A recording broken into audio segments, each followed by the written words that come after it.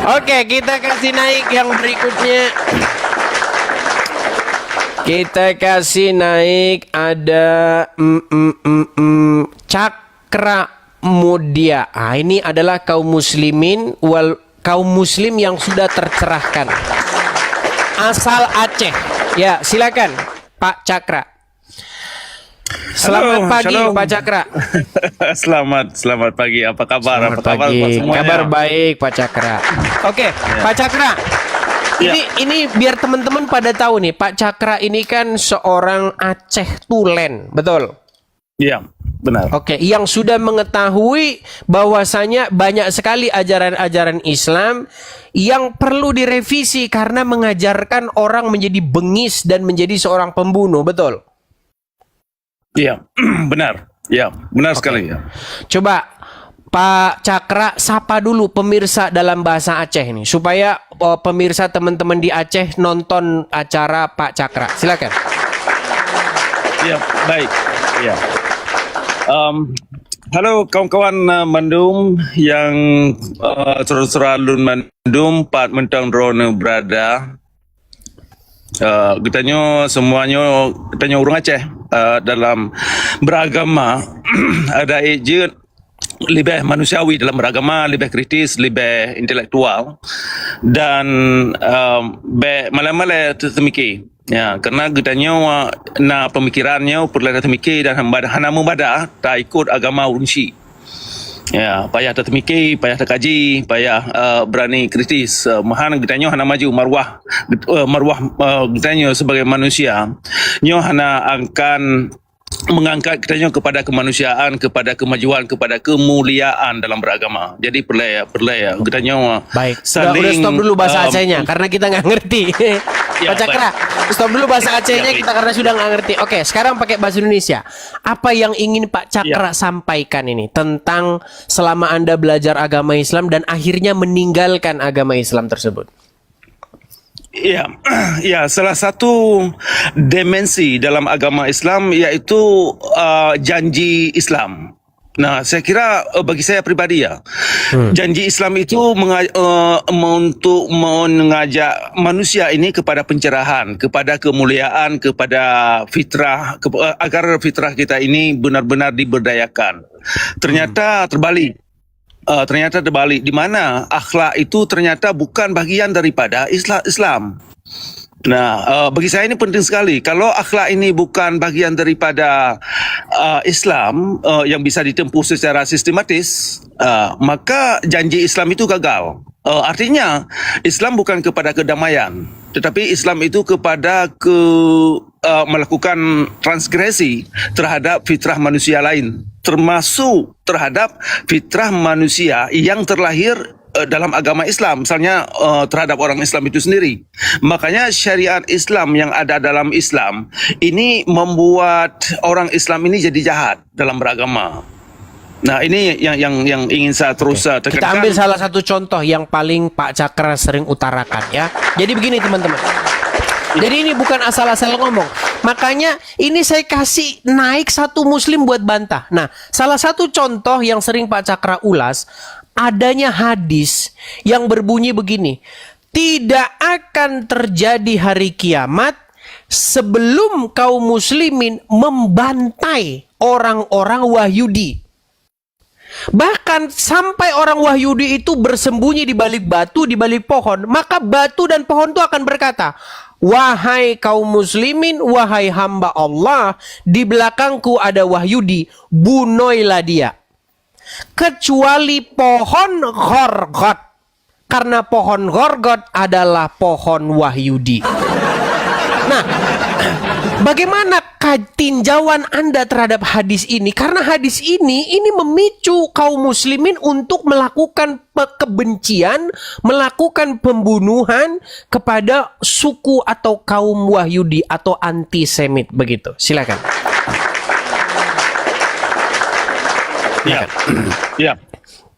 Inilah yang saya kira salah satu hadis yang sangat merusak moralitas orang Islam, di mana kalau ada beberapa dimensi yang membuat agama Islam ini agama palsu.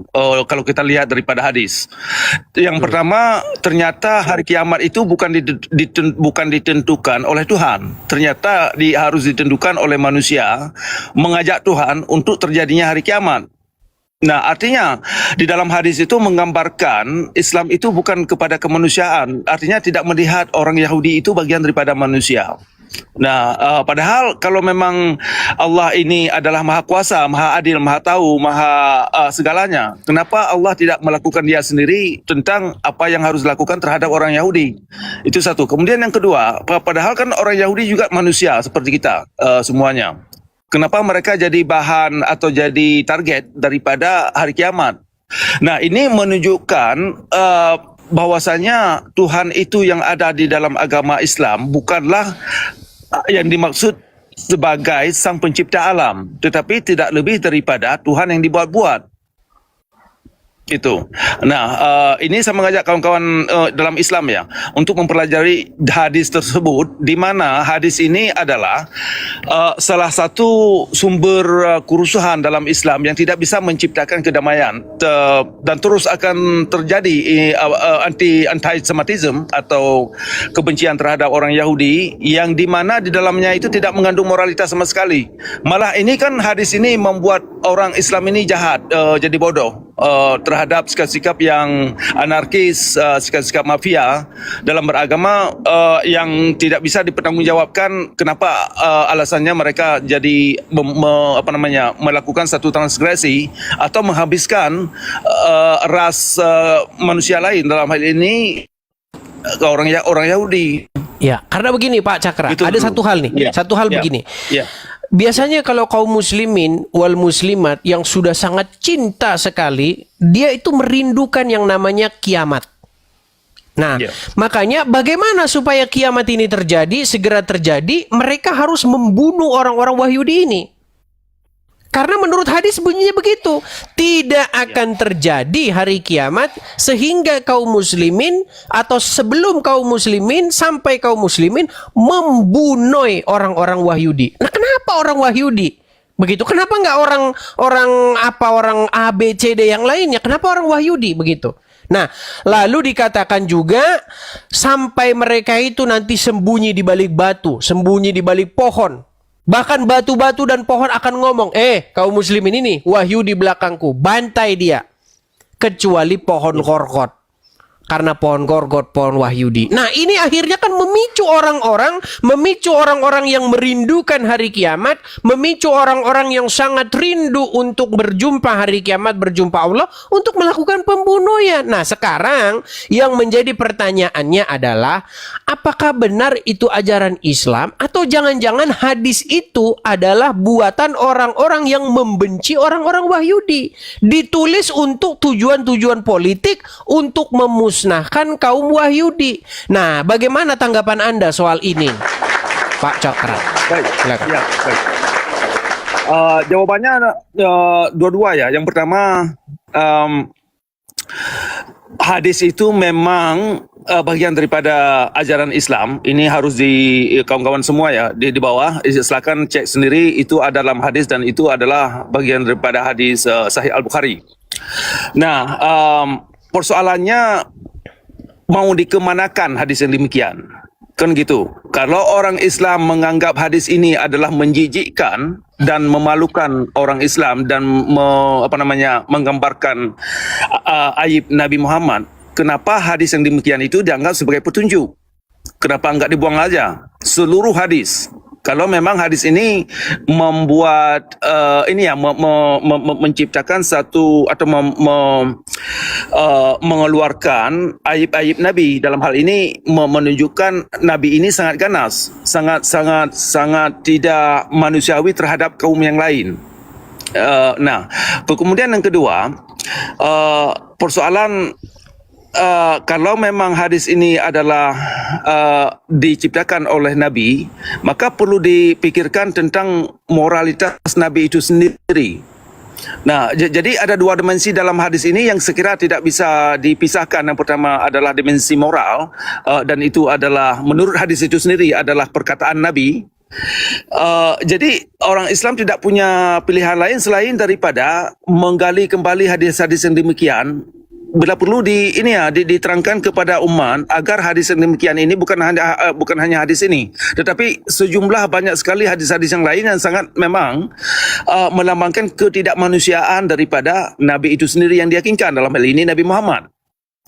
Nah, jadi kawan-kawan semua agar bisa kritis dan ini ya, jangan pura-pura tidak tahu tentang bahwasanya Nabi tidak mungkin menciptakan hadis yang demikian karena orang-orang Yahudi juga bagian dari manusia. Kalau itu memang benar sikapnya, kenapa Nabi Muhammad mengeluarkan satu pernyataan yang menghabiskan golongan yang lain hanya gara-gara untuk menciptakan satu suasana untuk terjadinya hari kiamat.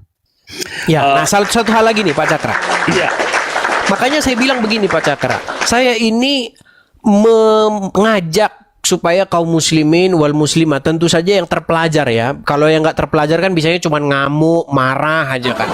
Ya. Nah, kepada kaum intelektual nih, kaum intelektual muslim dan muslimah, itu untuk mengkaji ulang, berpikir kembali tentang hadis-hadis seperti ini. Karena bukan hanya satu dua. Ada lagi hadis yang berkata, jikalau kamu berjumpa dengan kaum Wahyudi dan kaum Nasrani di jalan, maka persempitlah jalan mereka. Desak mereka ke jalan yang sempit. Nah, hadis-hadis seperti ini kan memicu kebencian-kebencian terhadap Yahudi, terhadap Nasrani. Nah, pernah saya melihat satu kejadian. Ini contoh-contoh saja. Ya. Pernah ada anak-anak dari pondok begitu ya. Dia itu mencuri di sebuah swalayan, entah itu Alfamart atau Indomart. Nah, oleh pegawai Alfamart atau Indomartnya itu ditanya, kenapa kamu curi barang ini? Dia bilang begini, ini kan barang Wahyudi. Kalau barang Yahudi itu bebas diambil katanya. Saya berpikir ulang, ini dari mana mereka dapat ilmu-ilmu seperti ini? Nah, ketika saya pelajari, ternyata memang ini dari hadis-hadis. Makanya sekarang banyak kaum intelektual di sini, Pak Cakra, berpikir begini, bahwa mereka sekarang sudah tidak percaya hadis, begitu.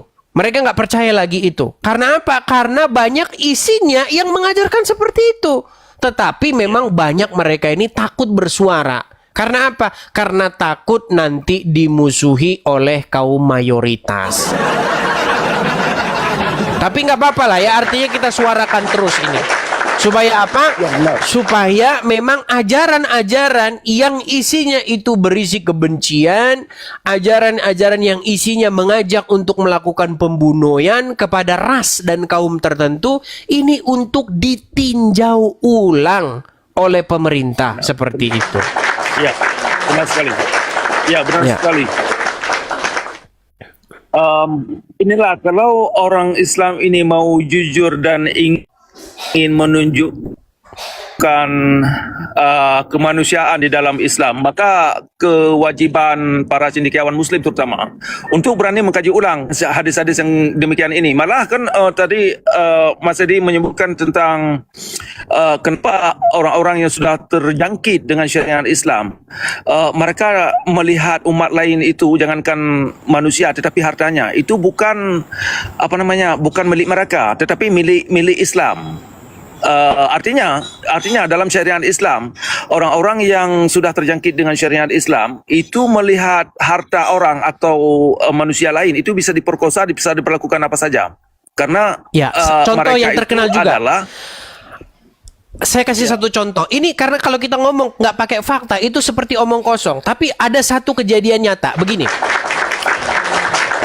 Kejadiannya pada waktu itu kalau tidak salah di Medan. Kejadiannya di Medan. Jadi ada seseorang ya yang dia punya paham yang sangat Islami, mereka merampok bank. Begitu. Nah, pada waktu itu korbannya pada waktu itu seorang polisi, anggota Brimob pada waktu itu mati ditembak. Nah, jadi pada waktu itu kasus itu pernah saya bahas tentang adanya fai ya, fai dan juga harta-harta yang sebenarnya itu adalah milik Allah begitu. Nah, bagaimana tanggapan Anda soal ini? Ya itu karena pada dasarnya mereka tidak melihat kepunyaan orang itu adalah kepunyaan orang, tetapi dilihat itu adalah kepunyaan Allah dan bisa disita atau dirampas semena-mena. Makanya jadi kenapa misalkan mereka tidak merampas banyak-banyak, itu kan karena ada hukum positif. Tetapi seandainya tidak ada hukum positif pada tempat tertentu, pada wilayah tertentu, maka itu akan terjadi, akan berlaku. Misalkan yang beberapa tahun ini kalau Anda perhatikan di Eropa terutama ya, terhadap grooming gang. Nah, grooming gang adalah satu kejadian yang dilakukan oleh sekelompok Islam, terutama orang-orang Bangladesh, orang Pakistan. Itu di Eropa mereka tidak melihat orang wanita kulit putih itu adalah punya hak tersebut. Itu bisa diperlakukan apa saja, bisa diperkosa, bisa dijual, bisa diperlakukan apa sajalah. Nah, jadi sikap itu tergambar daripada ajaran-ajaran yang ada dalam hadis. Karena dalam ajaran Islam itu secara syariat Islam itu seluruh dunia ini adalah milik orang Islam. Nah, wilayah-wilayah yang belum dicamplok oleh orang Islam itu akan jadi bisa dilakukan transgresi untuk dicaplok, untuk jadi bagian daripada pemilik orang Islam, termasuk orangnya. Makanya perbudakan dalam Islam itu kan susah dibantas, karena memang bagian daripada perbudakan. Siapa yang tidak mau menyerah diri kepada Islam, kalau tidak mau bayar denda, ya harus mengucapkan 2 kalimat syahadat. Kalau tidak mau mengucapkan 2 kalimat syahadat, ya harus berani jadi budak. Kalau tidak berani menjadi budak, ya akan diperbudak dan nanti akan bisa diperjualbelikan. Kalau itu pun tidak jadi, ya harus dihabiskan. Ini kan mental-mental yang cukup sakit ini. Mental-mental mafia yang begini ini yang perlu diberantaskan. Makanya asal usul daripada ajaran ini kan seperti sama-sama kita tahu, yaitu dari hadis itu sendiri. Makanya orang Islam kalau ingin menciptakan Islam yang damai, yang benar-benar bisa mewujudkan rahmatan lil alamin, konsep rahmatan lil alamin, maka salah satu sumber yang perlu diceraikan dulu, yaitu hadis ini. Perlu dibuang, perlu diceraikan, perlu di... Baik. Oke, terima kasih Pak Cakra.